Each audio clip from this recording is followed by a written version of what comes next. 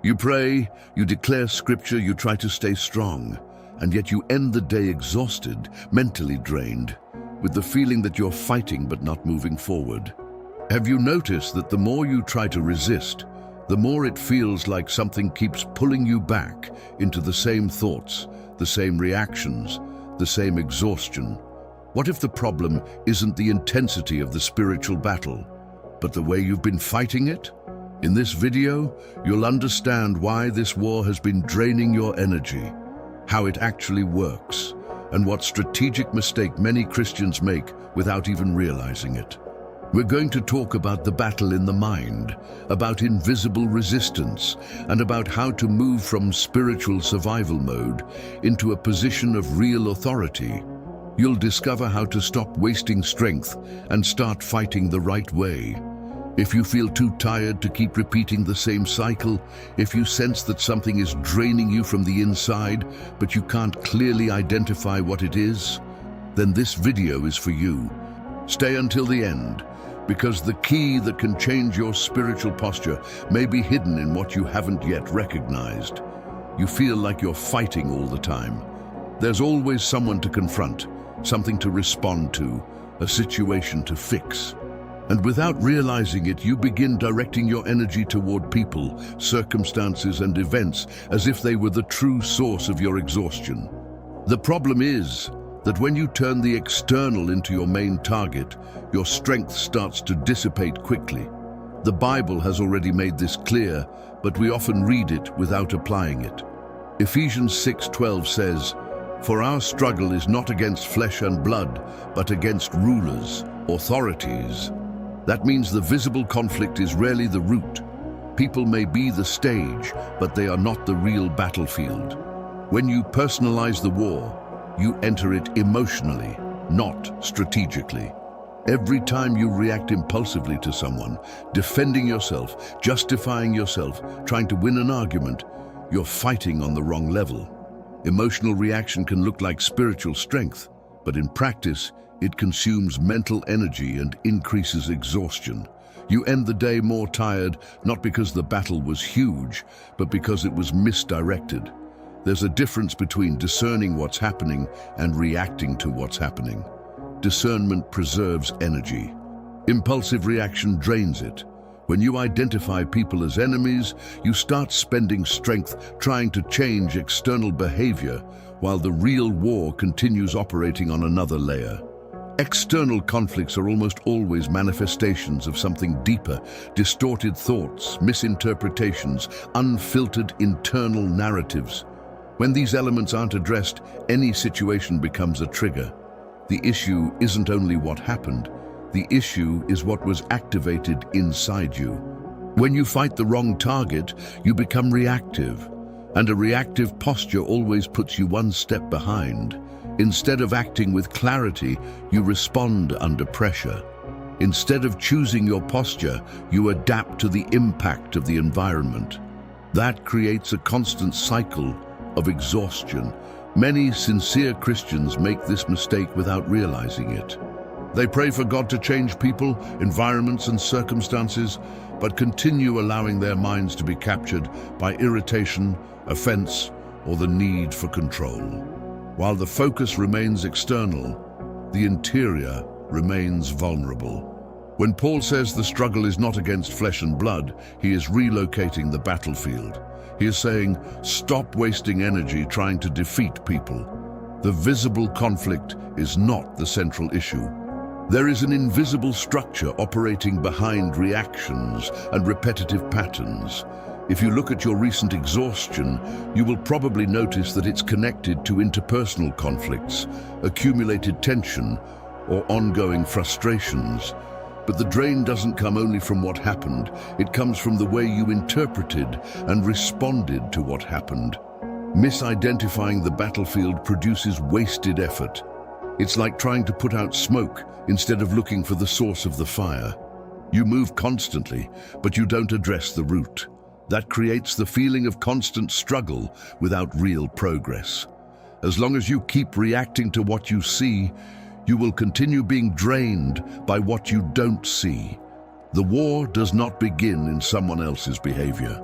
It begins in your interpretation, in the thought you accept, in the narrative you allow to remain. Recognizing that the target is not external is the first strategic adjustment. This isn't about ignoring conflicts, but about repositioning your energy. Before confronting people, you need to understand what is happening behind the visible scene, and that is exactly where the battle begins to reveal its true location. Most people believe the battle begins when something happens outside. A harsh comment, an unexpected loss, pressure that appears without warning. But the war does not begin in the event. It begins in the interpretation of the event. It is inside the mind that the situation gains meaning, weight, and direction, and that's where energy begins to drain, often before you even realize it. You may be facing difficult circumstances, but what truly determines the level of exhaustion is the thought pattern that forms after the impact. If the mind constructs a narrative of constant threat, impending rejection, or inevitable failure, the body reacts, the emotions react, and the spirit enters a state of ongoing alert. The external conflict is only the trigger. The real field is internal, silent, and structural. In 2 Corinthians 10:3-5, Paul explains that although we live in the flesh, we do not wage war according to the flesh, because the weapons of our warfare are powerful to demolish strongholds, taking every thought captive to the obedience of Christ. Notice that he does not first speak about changing circumstances.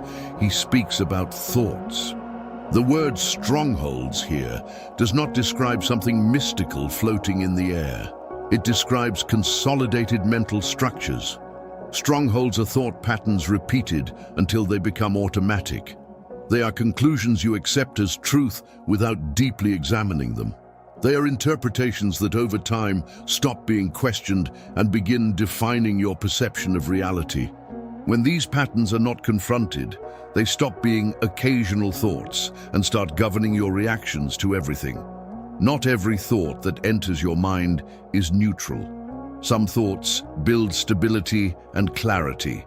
Others build insecurity and tension. Some expand faith and focus. Others feed fear and suspicion.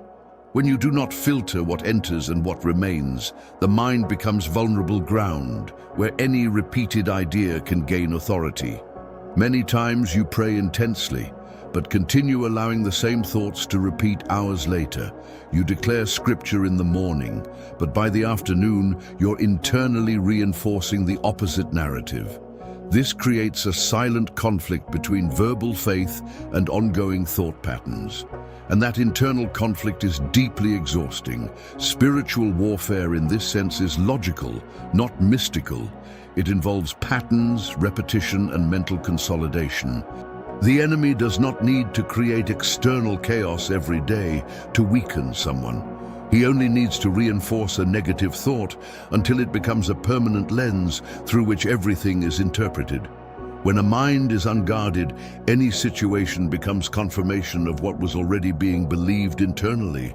If the mental structure says, "I always fail," any mistake becomes definitive proof. If it says, "No one values me," any silence becomes rejection. The circumstance does not create the pain alone. It activates what was already established. That is why some people face similar challenges but react in completely different ways. The difference is not only spiritual strength, it is mental structure. A trained mind filters before reacting. An untrained mind absorbs everything and becomes exhausted faster. Fighting externally while the mind remains vulnerable is like trying to protect a city with its gates wide open. You make effort, you pray, you declare, you resist, but you continue allowing distorted thoughts to circulate freely. The exhaustion does not come only from the intensity of the day. It comes from the invisible battle you didn't realize you were fighting within. Taking thoughts captive does not mean ignoring or suppressing them. It means examining them consciously. It means asking, is this aligned with the truth of Christ, or is it reinforcing a distorted narrative? This practice is not emotional, It is strategic. It requires discipline and clarity. When you begin to understand that the battle starts in the mind, something shifts in your posture. You stop reacting automatically and start observing what is happening internally before responding externally. That small space between stimulus and reaction already reduces immediate exhaustion. From that point on, the war stops being a constant confrontation with the world and becomes a process of internal vigilance. And when you truly understand this, you begin to see that perhaps your biggest problem was never the strength of the attack, but the silent accumulation of mental exhaustion no one noticed. There's something you may not have considered deeply enough. The primary objective of this battle is not always to knock you down dramatically. Many times, it's simply to keep you tired. It's not an explosive attack that destroys everything in a single day. It's a constant, repetitive, silent pressure that slowly drains your energy until you begin operating below your spiritual potential. In John 10:10, Jesus says that the thief comes to steal, kill, and destroy.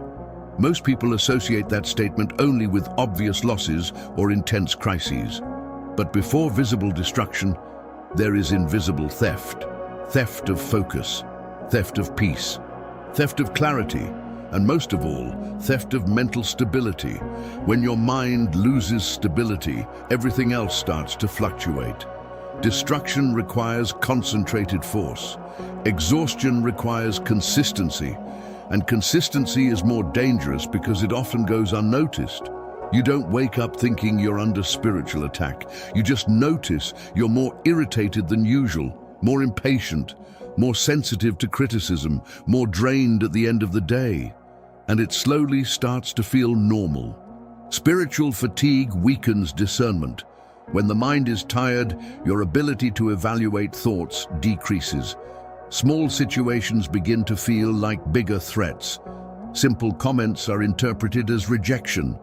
Ordinary challenges feel like personal attacks.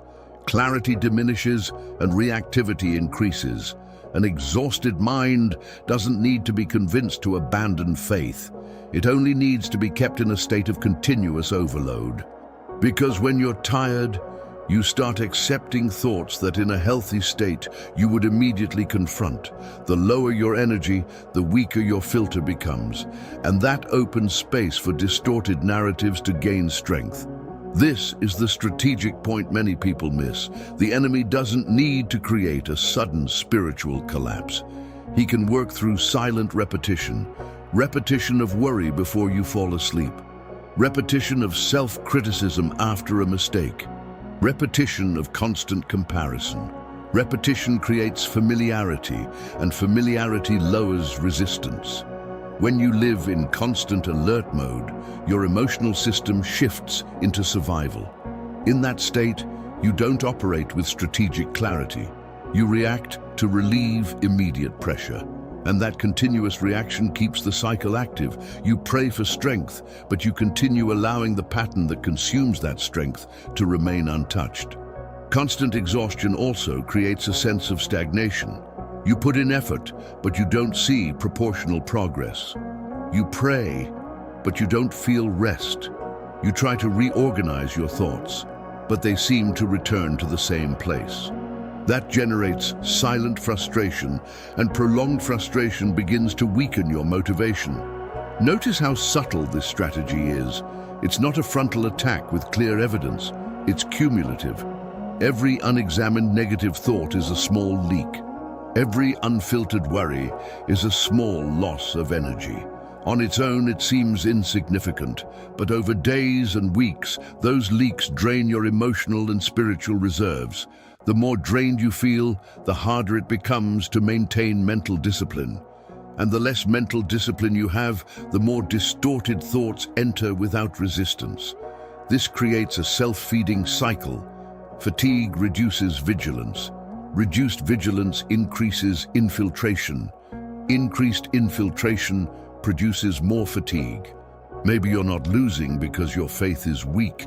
Maybe you're simply too exhausted to maintain consistent clarity. Prolonged exhaustion distorts perception. It makes you believe the battle is bigger than it actually is, when what's truly compromised is your ability to evaluate the battle correctly. If what's being stolen is your energy, your clarity, and your stability, then the first step is not to increase spiritual intensity, it's to stop the invisible drain. Because as long as the leak remains active, any additional effort will only be temporary compensation, not structural transformation. If this explanation has begun to organize something inside you, consider subscribing to the channel now. This content is designed for Christians who want spiritual maturity, discernment, and real strategy, not just momentary motivation. In the next step, we're going to expose the structural mistake that keeps this cycle running. There's a mistake many Christians make with sincerity and good intention. They believe spiritual intensity is the same as correct strategy. When they feel drained, they respond by turning up the volume of their faith. They pray longer, declare more verses, make more promises, try to demonstrate more firmness. But intensity does not replace structure, and emotional effort does not correct a deeply rooted mental pattern. Romans 12:2 says, "Do not be conformed to this world, but be transformed by the renewing of your mind." Notice that the text does not point to more emotional force, it points to transformation. And according to Paul, transformation begins with the renewal of the mind. It's not an explosion of spiritual enthusiasm, it's internal reorganization. Many times you're tired not because you've done too little, but because you've done a lot in the wrong way. Repetition without transformation produces accumulated frustration. You declare the same verse every day, but you don't examine the thought that contradicts that verse internally. You speak about trust, but continue feeding constant worry. You speak about peace, but reinforce threat scenarios in your mind. This creates an invisible structural conflict. On one side, there is verbal confession. On the other, there is an ongoing mental narrative. When those two are not aligned, your internal energy splits. Part of you tries to trust. Another part keeps defending itself mentally. That division is deeply exhausting. Raising your voice is not the same as authority. Emotional intensity may produce a temporary feeling of strength, but true authority is born from internal alignment. When your mind has not been renewed, you can express faith outwardly while still reacting to the same internal triggers. The problem is not lack of spirituality. It's the absence of structural adjustment. Spiritual warfare requires internal structural change. If the mental pattern remains intact, any external effort will be temporary. It's like trying to stop a leak by repainting the wall. The surface looks better for a few days, but the internal pressure remains, and sooner or later, the exhaustion returns. Intensity without direction increases exhaustion. You feel like you're fighting more, but you're not fighting better. The problem is not lack of effort. It's the absence of strategy aligned with the biblical pattern. And the biblical pattern points to deliberate renewal, not repetitive emotional resistance. When you do not renew your mind, you continue interpreting reality through the old lens, the lens of insecurity, constant comparison, or the need for control. And that lens distorts everything. Small mistakes become major threats. Minor delays feel like abandonment. The interpretation becomes heavier than the event itself. Renewal is not a single intense spiritual moment. It is a constant process of replacement. Replacing automatic thoughts with examined thoughts. Replacing fear-based narratives with truths aligned with Christ.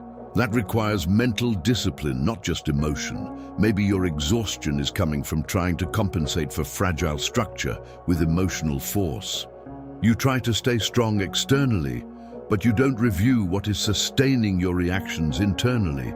Without structural adjustment, any future pressure will hit the same vulnerable point.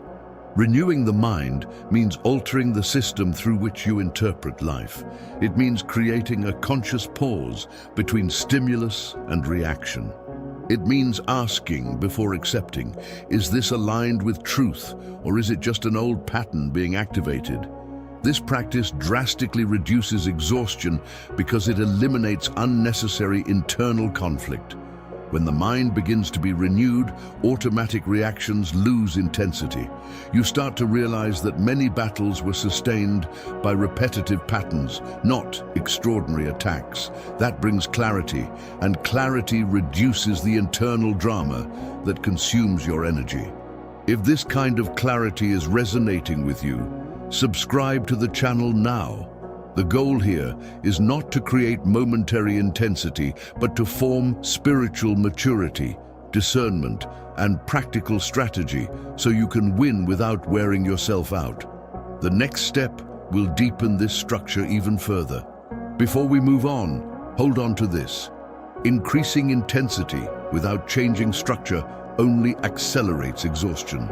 And as long as that structural mistake is not corrected, the cycle will continue repeating, no matter how sincere your faith is or how genuine your desire may be. There is a part of spiritual warfare that almost no one likes to embrace because it requires consistency, discipline, and personal responsibility. It's much easier to react to a visible attack than to maintain daily vigilance over your own mind. Reacting gives the feeling of immediate action. Vigilance demands ongoing attention.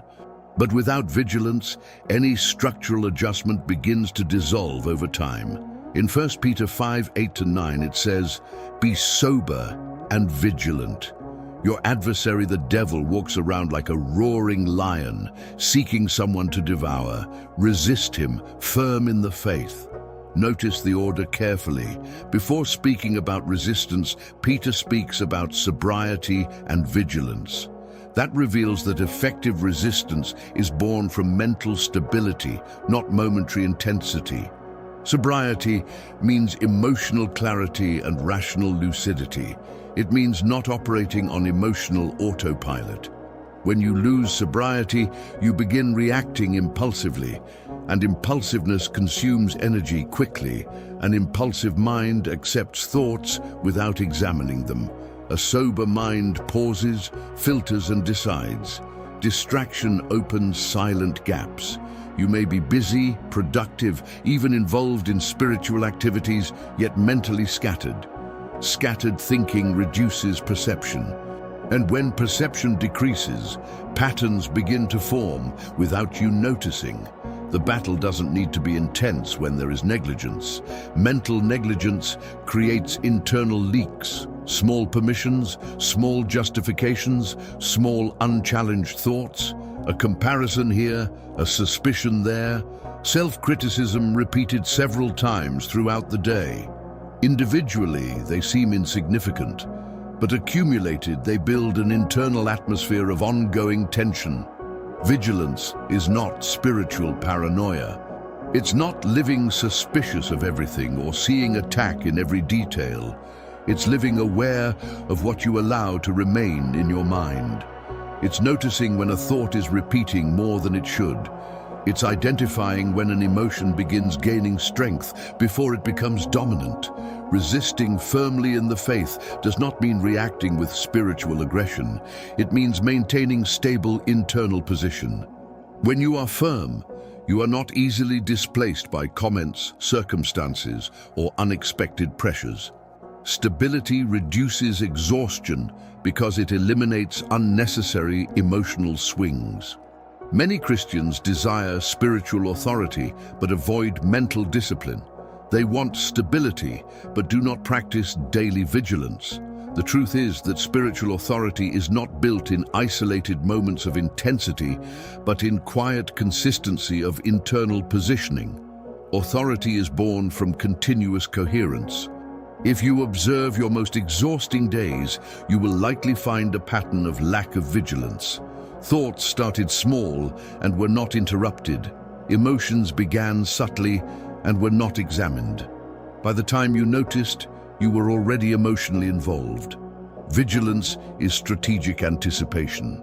It is recognizing the beginning of a pattern before it grows. It is cutting the root before the thought becomes a narrative. That drastically reduces the effort required to resist later. The earlier you intervene, the less energy you need to spend. Sobriety also includes recognizing your physical and emotional limits. Physical fatigue affects judgment. Emotional overload reduces discernment. Ignoring that is neglecting part of vigilance. Caring for your mind and body is not spiritual weakness, it is strategy. When you take responsibility for vigilance, something shifts in your posture. You stop expecting God to intervene in every thought you choose to feed. And that maturity reduces exhaustion because it places you in an active, conscious position rather than a reactive one. Vigilance prepares the ground for the correct order of resistance. Without it, any attempt to resist will be unstable and emotional. With it, resistance stops being desperate effort and becomes firm, clear, sustainable positioning. There is a spiritual order that, when ignored, turns resistance into continuous exhaustion. Many sincere Christians try to resist first, confront first, declare first, but forget that there is an established sequence. When the order is inverted, effort increases, frustration grows, and results decrease. It's not a lack of faith, it's structural misalignment. James 4:7 establishes this structure clearly. Submit yourselves therefore to God. Resist the devil, and he will flee from you. Submission comes before resistance.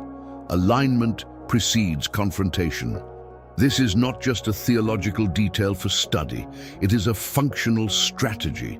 The order of the verse reveals the logic of victory.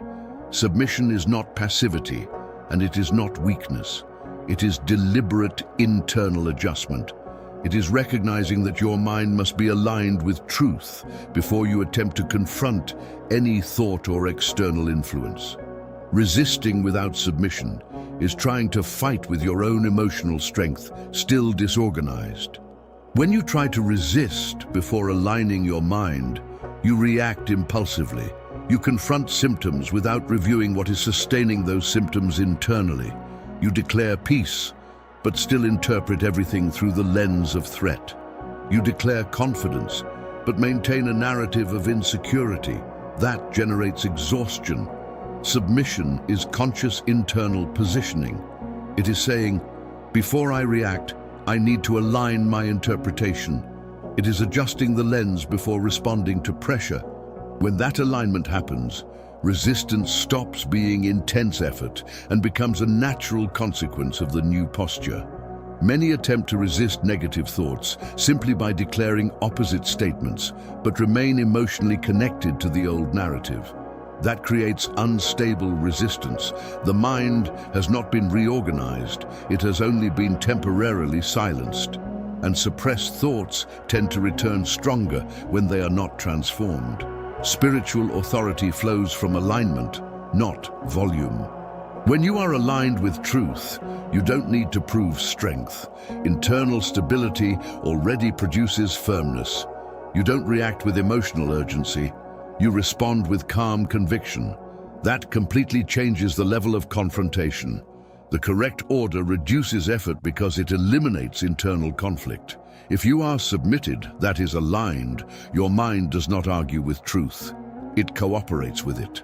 That reduces exhaustion because it removes the tension between what you declare outwardly and what you believe inwardly. Resisting without submission creates continuous struggle. Resisting after submission produces progressive stability. That difference is decisive. One posture is reactive and emotional, the other is strategic and structural. One depends on constant energy to sustain itself.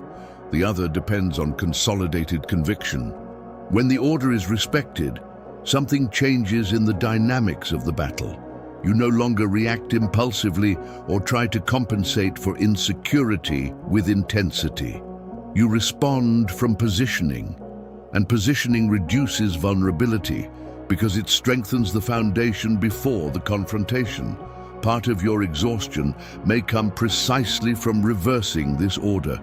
You have been resisting without reviewing alignment. You have been confronting thoughts without first submitting your mind to the truth of Christ. That creates unstable resistance and repetitive effort. Submission also involves intellectual humility. It means recognizing that your initial interpretation may not be fully aligned. It means allowing the Word to adjust your perspective before you act. That requires maturity, but it drastically reduces future exhaustion. Correcting this sequence does not require more spiritual intensity. It requires awareness and decision. It requires maturity to adjust the foundation before acting. And when that foundation is firm, resistance stops being an exhausting struggle and becomes a simple act of steady firmness. There is a shift in posture that can interrupt the drain almost immediately, but it isn't emotional or impulsive. It's deliberate and consistent. After understanding that the battle is not against people, that the field is mental, that exhaustion is strategic, and that the order begins with submission, an inevitable question arises. What do I do now, every single day? The answer is not to increase intensity, but to consistently redirect your mind. Colossians 3:2 says, "Set your mind on things above, not on earthly things." This is not an abstract phrase or poetic advice. It is a strategic instruction. Directing your mind is a conscious practice. It does not happen automatically. It is a repeated choice throughout the day. And every choice of focus determines whether your energy will be preserved or drained. Choosing your focus is a real spiritual act. You may not control every thought that appears, but you control which ones remain, which ones are examined, and which ones are dismissed. When a thought begins to repeat, you decide whether it will be fed or interrupted. That daily decision is what turns your mind into either a constant battlefield or a stabilized territory. Daily mental discipline is not emotional rigidity. It is strategic training. It means quickly recognizing when an old pattern tries to re-establish itself and redirecting before it gains strength. This drastically reduces exhaustion because it prevents the thought from becoming a dominant narrative. The earlier you correct it, the less energy you need later. Filtering what enters and what remains is an essential part of this new posture. Not every piece of information needs to be absorbed. Not every opinion needs to be internalized. Not every emotion needs to be amplified. When you begin consciously selecting what occupies your mind, external pressure loses impact because it no longer finds fertile ground to expand. Fighting the right way saves spiritual energy. When your mind is deliberately directed, you don't react to every stimulus. You choose when to respond and when to ignore. That selectivity creates emotional stability, and stability reduces the exhaustion cycle that once felt inevitable. Changing posture means moving from survival mode to positioning mode. Survival reacts to what happens. Positioning decides before it happens. When you define in advance where your mind will rest, the unexpected finds you already prepared. This doesn't eliminate challenges, but it profoundly alters your response to them. This shift also involves conscious repetition of truth, not as a mechanical formula, but as structural reinforcement. Setting your mind on things above means constantly aligning your interpretation with God's perspective. It means asking, am I seeing this through the lens of fear or through the lens of truth? Interrupting the drain requires quiet consistency. It is not a one-time decision made in an emotional moment. It is a daily practice of redirection. Every day, there will be thoughts trying to establish themselves. Every day, there will be distractions competing for attention. The difference now is that you recognize the battlefield and act in advance. When this posture becomes established, something changes deeply.